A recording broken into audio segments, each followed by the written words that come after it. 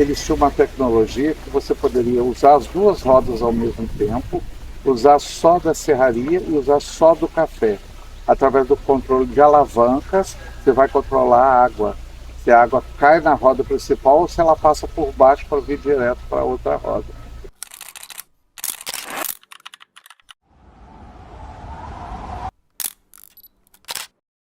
Sejam bem-vindos a mais um episódio do ID. Hoje nesse cenário lindíssimo da Fazenda Ponte Alta aqui em Barra do Piraí e recebendo convidados ilustríssimos, né, Mike? Verdade, um local histórico com pessoas históricas, né? Vamos fazer aqui um retorno, né? Há quase 200 anos de história, recebendo o barão e a baronesa.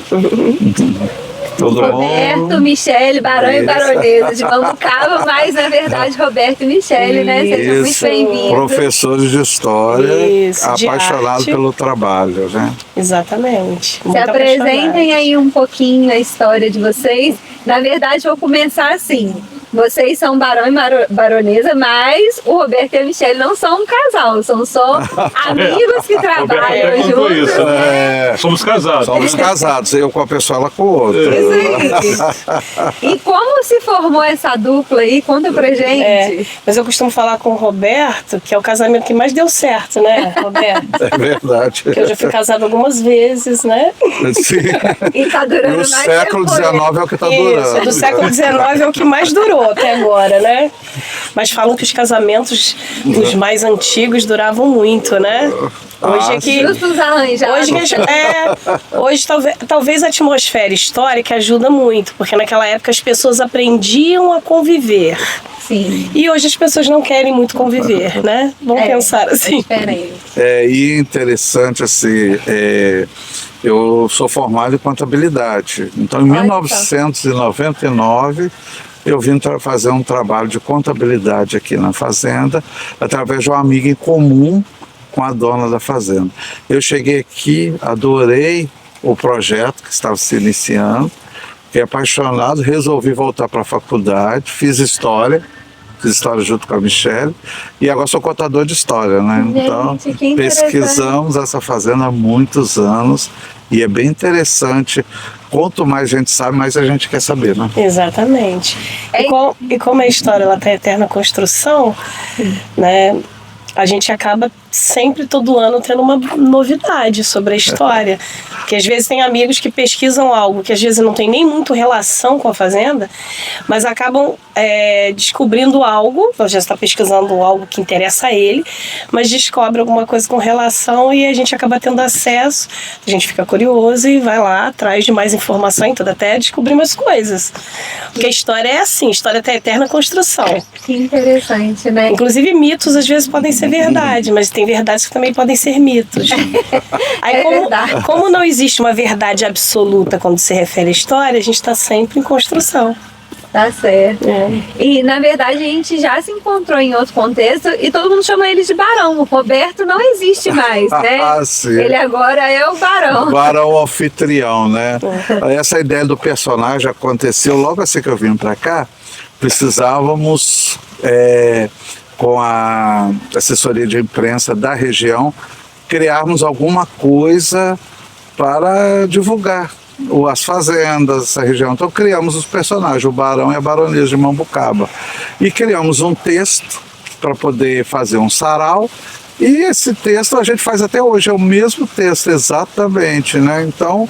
Há quantos anos já? Desde 99, então já tem aí 27 anos de baronato. Esse título ilustríssimo. E vocês estão juntos desde o início, então? Lógico que essa história começa através da Evelyn, né?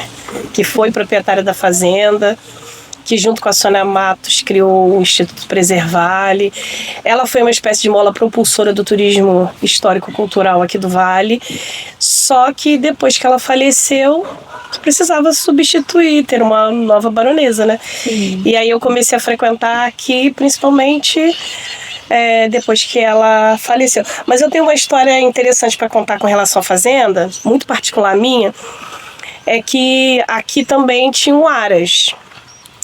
E na época que a Evelyn começou a desenvolver esse projeto, o irmão dela era responsável pela parte do gado e da parte rural da fazenda. E ela tinha essa parte histórica, né? Que ela começou a desenvolver os projetos. E eu frequentava a fazenda, só que eu frequentava a Casa Grande, porque eu era amiga dos filhos do irmão. E assim, a impressão que eu tinha é que tinha uma espécie de muro imaginário ali, a gente às vezes não conseguia ter acesso aqui, não porque não era permitido, mas é porque acabou que a história ficava lá com relação a áreas, com relação às coisas que tinham lá na Casa Grande. Aí um belo dia eu resolvi pular esse muro, que era explorar.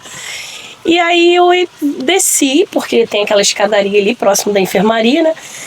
Eu desci aquelas escadas e vim parar aqui na frente do engenho, passando aqui por essa lateral.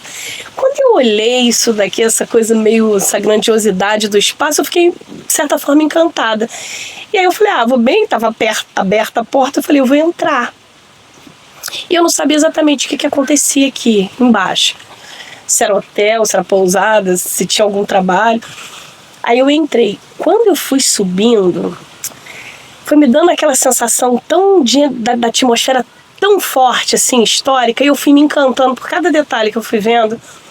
E aí isso foi numa semana antes do Réveillon, e eu tinha uma amiga que trabalhava aqui, e aí comentando com ela, que eu fiquei encantada, né, com o engenho, com a estrutura, com a arquitetura, ela virou pra mim e falou assim, poxa, eu vou passar o Réveillon na fazenda, vem passar também. Sim. Aí, a partir desse dia, nunca mais eu saí daqui. Esse é meu primeiro momento de história com a Ponte Alta. Eu me encantei tanto pelo lugar, pela atmosfera do lugar, que aí eu vim nesse Réveillon e nunca mais deixei de vir. E aí, nesse Réveillon, o que acontece? A Evelyn estava internada e o astral estava bastante triste. Estava todo mundo muito triste e tudo. E eu fiquei pensando, sabe, porque rolou as conversas sobre o projeto, o que ela pretendia com o projeto, sobre a vinda do Roberto para desenvolver o projeto dela, porque o Roberto esqueceu de falar, mas a princípio ele veio para fazer um trabalho grande de contabilidade também, né, aí acabou ficando também se cantando. E a partir desse momento eu fui virando colega das pessoas que aqui trabalhava, e eu, como já trabalhava, eu sempre tive um ateliê de costura, gostava de desenvolver figurinos, fui começando a fazer figurino, aí estudava moda, estudava turismo, depois fui fazer história, também me formei em arte. E aí agora eu até me considero uma pessoa bastante preparada para estar desenvolvendo. Mas lógico que isso foi tudo gradativo, com relação muito ao amor que a gente foi adquirindo, principalmente pelo trabalho, né, e pela história. Agora você falou uma coisa aqui interessante, mitos. Tem algum mito que poucos conhecem? Alguma coisa assim que não é muito falado com relação à Fazenda Ponte Alta, que vocês descobriram ao longo desse tempo? A gente trabalha muito com oralidade, né? Então, assim, tem umas histórias fantásticas que as pessoas contam, e uma das passagens que eu acho mais engraçadas é que o Getúlio Vargas, presidente, passou seu 5º aniversário aqui. Ele era amigo político da família. E com certeza, quando ele vinha também o seu fiel escudeiro, né? Me fugiu o nome. Tenório? Quem? Não. O guarda-costa? Bom, ele que era o guarda do Getúlio, e ele era sonâmbulo. Então me contaram que ele, uma vez andando à noite, foi prestar segurança na porta do quarto em que o Getúlio estava dormindo. Pelo barulho, Getúlio abriu a porta, ele caiu de costas e deu 2 tiros para o alto. E houve muito bafafá, mas aí logo deixaram para não espalhar a notícia. Poderia ter ferido o Getúlio gravemente, mas isso tudo é oralidade. O pessoal que trabalhava na fazenda e que conta essa história. A gente estava conversando ainda há pouco, né, sobre que muito se perdeu de documentos, né, com a crise do café, e aí essas fazendas, elas são resgatadas pelo banco. Eu penso que nesse inteirinho aí, muita documentação se perdeu. Então eu penso que essas histórias contadas, elas têm um valor inestimável para a gente resgatar a história do lugar, o porquê de muitas coisas, porque a gente está falando de algo de outra época. Então, muitas coisas que a gente olha e a gente quer entender, essas histórias, elas têm muito valor. E como vocês se sentem sendo vocês que estão contando essa história hoje? Que vocês história, ouviram de alguém e agora vocês estão levando isso adiante, né? Eu assim, acho super importante o nosso trabalho, porque assim, se a gente não fizer isso, né, pode ser que as pessoas acabam não acreditando, não se perdendo. Não conhecendo, né? Inclusive, eu acredito muito que tradição é algo que você pode criar com dia e com hora marcada. Eu acho que a partir do momento que a Evelyn cria um sarau histórico e um projeto para divulgar a história da nossa região, não só eu e Roberto, um grupo de pessoas pelo Vale se tornaram muito importantes, porque é o que a gente faz, é passar essa tradição, Sim. que é de contar a história sobre um período importante de uma região que tem grande importância para a história do Brasil e tem muita história ainda para contar. Agora, o Roberto estava citando, né, uma oralidade, o que eu fico às vezes impressionada é com pessoas ainda vivas que vivenciaram esses períodos, né, que é de Getúlio Vargas aqui na fazenda, de Dona Isa, Dona Nelly, e ainda voltarem na fazenda, porque semana passada a gente teve aqui uma família de hóspedes, que nessa família tinham 2 senhoras que trabalharam aqui, uma com a Dona Isabel Modesto Leal, que era amiga pessoal de Getúlio, e a outra com a Dona Nelly Pascoli, que foi após a Dona Isa, que eu contei até a história no sarau para vocês. E eu também tenho uma amiga, que é professora, que a mãe dela fazia os quitutes de Getúlio quando vinha aqui. Quando eu visitei, fui conversar com ela, né, porque ela tá super lúcida, super bem, fala muito bem tudo, com boa saúde até. Ela, além de ter me falado, né, o que acontecia com relação ao trabalho dela, não muita coisa, lógico que ela não tinha tempo para ficar observando. Mas além disso, ela me deu fotos, ela me mostrou e me deu 2 fotos. Tudo que alguém que gosta muito de história ama. Exatamente. Né? Fotos, histórias, sempre pra cá. Porque, segundo ela, ele tinha uma prática que era bem comum. Toda vez que ele vinha, ele pedia para algumas pessoas que ele considerava umas boas cozinheiras, que faziam o que ele gostava, vir. Então ela trazia essas pessoas para a fazenda para poder cozinhar, fazer o que ele gostaria. E no final, quando estava próximo dele ir embora, ele chamava as pessoas para tirar foto. Porque ele tinha essa prática muito comum, assim. Depois que tudo acontecia, né? Ele gostava de registrar. Acho que talvez também tenha sido por isso que ele era considerado o pai dos pobres, né? Porque... E o nome da pessoa que eu estava querendo é o Gregório. Gregório Fortunato, isso mesmo. Estava tentando. E falando assim, a própria fazenda é uma história, né? Sim. Estamos de frente ao engenho da fazenda, onde o café era despolpado. Então temos o quadrilátero funcional ainda íntegro e é o nosso espaço de memória, em respeito a todas as pessoas que viveram aqui. Então a gente pesquisa e quer conhecer cada vez mais o que aconteceu aqui no século XIX. Né? Agora eu queria falar sobre isso. A gente vê muito aqui na região uma preservação maior das casas sede, mas os outros prédios se perdeu muita coisa, né? A maioria das fazendas não tem esse conjunto arquitetônico que aqui existe preservado. Aqui a gente tem enfermaria, senzala, a casa dos feitores ali, dos capatazes, a gente tem tudo isso, o engenho, a tulha, tudo. Exatamente. A gente tá aqui, tá vendo, a gente tá dentro da história, né? Isso é algo muito único, né? E talvez seja o diferencial dessa fazenda, né? Porque se a gente correr aí no Vale, essas 14 cidades têm um corredor de fazendas históricas, Sim. cada uma com sua particularidade, né? O seu diferencial. O nosso diferencial, eu acredito que é o quadrilátero, que é esse conjunto arquitetônico formado pelo engenho, casa do feitor, ala das senzalas, enfermaria e casa grande, né? E tulha também. Sim. Então, é legal porque, assim, para nós que somos professores, e a gente desenvolve muito forte um projeto pedagógico aqui, a gente usa essa estrutura para aprender a história do Brasil. Porque fica muito mais fácil para as crianças guardarem as informações tendo uma visão do quadrilátero.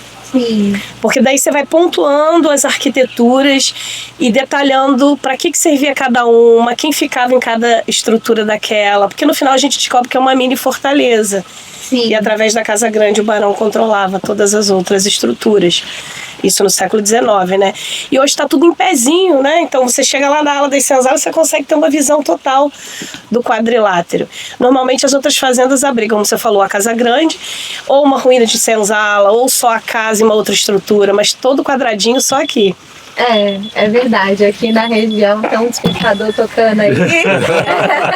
Mas A baronesa tecnológica. Eu sou uma baronesa moderna.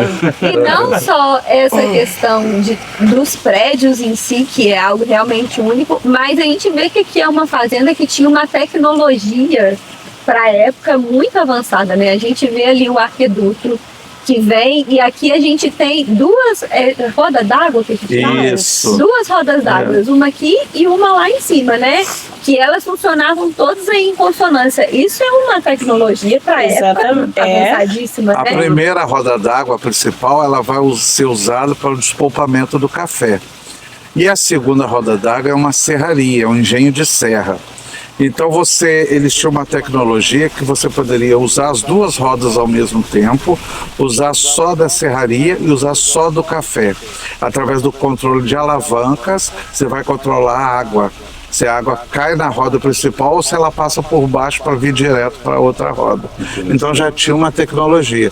E no teto, nós temos presa ali a estrutura de engrenagens que vai mover os pilões.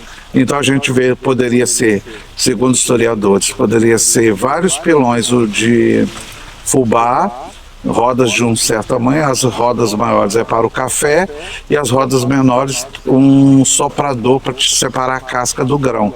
Então o engenho tem várias funções, né? A ideia, quer dizer, a estrutura, toda a fortuna dos senhores passava por essa casa, que é o engenho da fazenda. Agora, E uma tecnologia sustentável, uma energia limpa, né? de água, movida pela força hidráulica. É verdade. Agora, Barão, nós estávamos lendo ontem sobre a história da fazenda e chama a atenção o barão, as terras que ele possuía. Sim. Né, que nós vemos ali em Angra dos Reis, não é isso? Tem ligação. Ele chamava José Luiz Gomes, ele vai adquirir o título de Barão de Mambucaba em dezembro de 54 e morre em janeiro de 55. Ele ficou um mês barão, né? E ele vem de Angra dos Reis. Ele vem das suas terras, adquirir suas sesmarias e vai edificar essa fazenda e vai ficar pronto por volta de 1830. Sim. Vou me despedir das senhoras que estão nos visitando. Tchau, pessoal. Boa viagem para vocês. Tchau, lindona. Tchau. Façam boa viagem, bom retorno. Vocês recebem muitos grupos aqui, né? A gente estava aqui mais cedo acompanhando um grupo com bastante idosos, né? Mas tem o turismo pedagógico que vocês fazem também, né? E aí, assim, como que é essa rotina recebendo os grupos aqui? Tem os hóspedes, que aqui também tem a parte de hotelaria, não é isso? E aí, às vezes, conta a mesma história várias vezes ao dia. Não perde nenhum detalhe. Não, e é interessante a gente recebe vários níveis de escola, né? Desde universitários até os que estão iniciando a história do café. Então, a gente prepara mais ou menos o nosso discurso em cima do interesse do que a pessoa está querendo no seu conhecimento. Porque né? No caso do projeto pedagógico, às vezes as escolas pedem, olha, nosso foco maior é cultura afro-brasileira. Sim. Ou cultura africana. O nosso foco maior é realmente estudar mais economia cafeeira. E aí, às vezes, não, olha, vamos focar na arte. Sim. Vamos pensar aí, por exemplo, já teve escola que nos pediu para focar muito nas reproduções de Debré, que é aquele salão que tem as obras raras de Debré. Então, a gente também acaba seguindo um pouco da metodologia que a escola às vezes pede. A gente tem a nossa, mas às vezes o colégio quer alguma coisa mais detalhada. Sim. Tem colégio, como por exemplo, o colégio que fica uma semana hospedado, que a gente já teve por anos aqui. Então, às vezes, a gente precisa montar um projeto maior, porque tem dia que eles estudam arte, tem dia que eles estudam história, tem dia que eles estudam... fazem um sarau deles, nós apresentamos o nosso, tem ensaios, então a gente vai criando de acordo com o que a escola quer. Gente, que interessante, então tem grupos que vêm e ficam hospedados e ficam aí dentro dessa atividade. Aprendendo dessa atividade. Temos escolas que se hospedam, ficam uma semana para aprender a história do Brasil em uma semana. Gente, colégio francês, legal, por exemplo. Sim. Tem essa intenção. Mas a grande maioria dos colégios vem e volta no mesmo dia. Sim. Uma pequena porcentagem que se hospedam, que além da parte cultural, você tem a parte de lazer, tem a parte de preservação. Isso. Nós temos uma mata nativa ainda, né? E onde era o cafezal está sendo uma mata secundária. Sim. Hoje a fazenda também é uma produtora de gado de corte, né? Então tem bastante gado aqui, mas assim, 40% é floresta, e essa floresta tombada não pode ser utilizada. Então você acaba estudando um pouquinho da preservação também. Isso. Século XIX, 500 mil pés de café? 500 mil pés de café. Nossa, muita coisa. Eu tive um produtor rural aqui visitando a gente, da região de Unai, Minas Gerais. Ele tem 6 milhões de pés de café. Então, no século XIX, 500 mil pés de café era uma grande empreitada. Hoje, 500 mil pés de café é considerado média, né? Sim, porque a gente tem que entender também que hoje em dia você colhe 6 milhões de pés com muito mais facilidade, com a nossa tecnologia. População muito maior para tomar café também. Muito maior. Exatamente. É verdade. Mas olha, nós queremos agradecer imensamente esse bate-papo aqui. Vai ter, né, enquanto for reproduzindo o podcast, vai vir algumas imagens. Que legal. Que a gente gravou durante o dia. E assim, é o nível de preservação que eu achei interessantíssimo, de prédios, de história, de você poder entrar na história. Eu acho maravilhoso essa caracterização, porque a gente chega aqui de fora e a gente imerge na história com o figurino, com o local, com a história contada. Eu acho que isso é maravilhoso. É por esse motivo que é uma das primeiras coisas que eu falo quando o grupo chega, eu sempre uso essa frase, que quando a gente visita uma estrutura histórica como essa, a gente tem que realmente tentar se transportar para a época. E exatamente por esse motivo que nós sempre estamos caracterizados. A questão mais é deixar mais lúdico, para tentar ambientar mesmo para um período, né? Sim. Porque na verdade são os professores. Aí a gente até brinca, quando a gente está com a roupa, a gente é nobre, a gente tira a roupa, a gente fica pobre. Entendeu? Agora tem um detalhe que eu ia contar na hora que você perguntou, que eu preciso falar sobre. Por favor. Eu tive um filhinho temporão, e aí ele gosta muito de contar na escola as coisas que a mãe faz. Então ele fala para todos os amiguinhos, porque minha mãe é baronesa, porque minha mãe é baronesa. Fala pra tia da escola, minha mãe é baronesa. Aí um dia ele chegou muito triste, chorando, mãe, eu fui falar que você é baronesa, todo mundo falou que eu tô falando mentira, que eu sou mentiroso e que é tudo mentira isso. Aí começou a chorar. Eu peguei e falei, não, filha, a gente vai resolver isso. Como vocês perceberam hoje, que a gente fica pra lá e pra cá loucos com os grupos, porque tem que atender várias coisas ao mesmo tempo, que chega grupo, sai grupo, né, tem hóspede. Eu falei, vou arrumar uma solução. Comecei a levar ele direto, sem trocar de roupa, da escola pra escola caracterizada. Como uma boa mãe, é claro que você foi de baronesa. Claro que eu fui, exatamente. Aí entro na escola e entrego ele de baronesa. Aí ele chegou, não falei que a minha mãe era uma baronesa? Aí eu falei, olha, filho, você explica, tá? Enquanto a mãe tá com a roupa. Enquanto a mãe tá com a roupa é baronesa. Tirou a roupa, não é baronesa. Aí todo mundo fica, os amiguinhos ficam olhando. A mãe do Bento é baronesa mesmo. Aí, lógico que as meninas falam, é a tia princesa.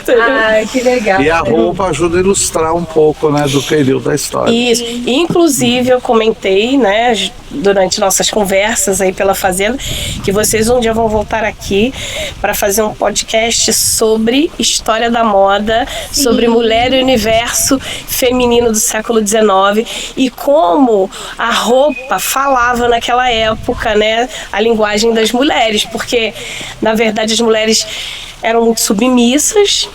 Na sociedade patriarcal, mulheres quase não tinham vez mesmo, os homens é que ditavam as regras, então elas encontravam outras formas para se expressarem.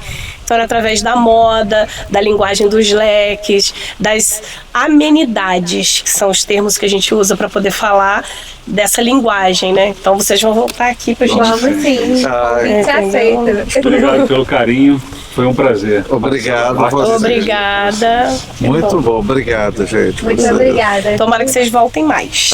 E fica aí o convite para você que está nos assistindo. Liga aqui, entre em contato com a Fazenda Ponte Alta e fala assim, eu quero ir aí, mas eu quero ir no dia da visita do Barão e da Baronesa. Vem visitar, vem conhecer o sarau histórico, toda essa história maravilhosa, essa estrutura maravilhosa, e vai ser muito bom, com certeza. A você que está nos assistindo pela primeira vez, deixe a sua inscrição, o seu comentário também, e obrigado por assistir, e até a próxima. Até. Tchau. Tchau, gente.